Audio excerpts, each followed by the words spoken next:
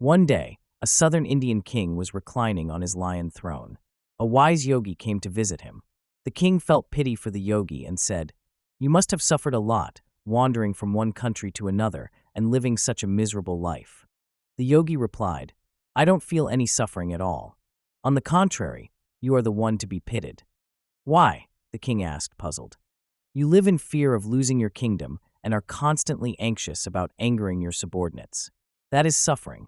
As for me, even if I were to jump into fire, I would not be burned.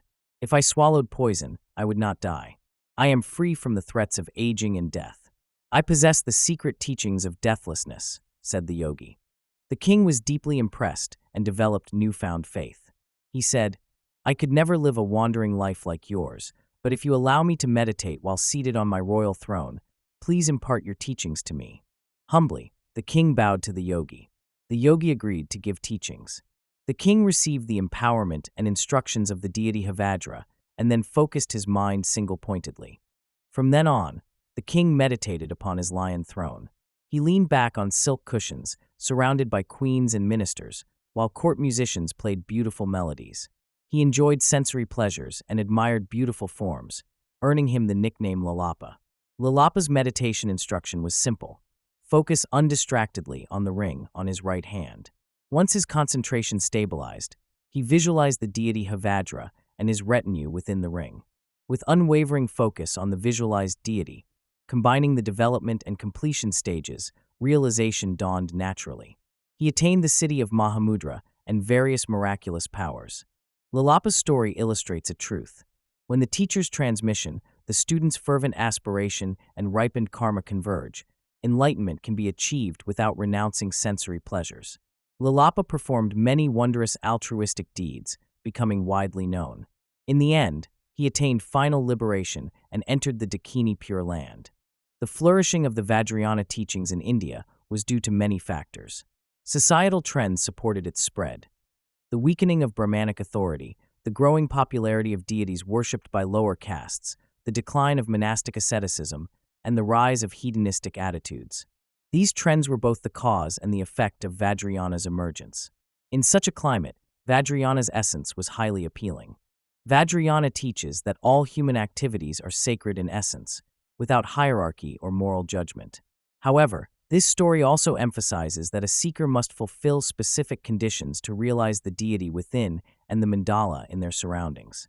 First, one must find a karmically connected teacher who can give appropriate guidance. Second, the motivation must be pure, seeking realization to benefit others, not for sensual indulgence. Lastly, one's virtuous karma must be ripe enough to generate strong renunciation of worldly life. Lilapa was fortunate to possess all three. Thus, upon receiving empowerment, he immediately entered deep meditative absorption, a rare feat for someone surrounded by wealth and pleasures. Most Vajrayana practitioners must retreat to caves for such focused concentration, practicing in solitude and silence. However, with proper empowerment, guidance, and favorable conditions, renunciation can happen internally. The cave can be the abandonment of worldly attachment and dwelling in the cave of emptiness. Single-pointed concentration means fixing attention on one object. In Lilapa's case, that object was his ring. Concentration was the first stage of the development phase. Once stability was achieved, the mandala's center became established. From that arose the deity and his retinue. When the visualization became vivid, with each detail in its place and in sharp focus, the male and female deities united, 16 offering goddesses in attendance, each figure vividly colored. The goal of the development stage was accomplished. The development stage teaches that form is emptiness. Appearances lack inherent reality. Though the story does not specify the nature of Lilapa's completion stage practice, the simplest method would be direct insight into emptiness, realizing that emptiness is form. When development and completion stages unite, ultimate reality becomes the dance of the illusory body, and all emotions and postures become the Dakini's sacred play. The ideal representation of this state is the Hevajra mandala. The central deity Heruka represents the five aggregates. His consort and the Dakinis represent the wisdom aspect. Hevajra Tantra is thus considered a mother tantra, and its ultimate realization is Mahamudra. In Lilapa's songs of realization, the snow lion is the mythical king of beasts. The lioness offers immortal nectar milk, which can only be held in a jade bowl.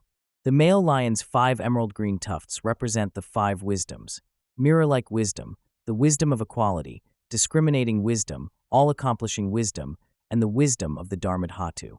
The 10 claws represent the 10 perfections: generosity, morality, patience, effort, concentration, wisdom, skillful means, great aspirations, great power, and perfect knowledge.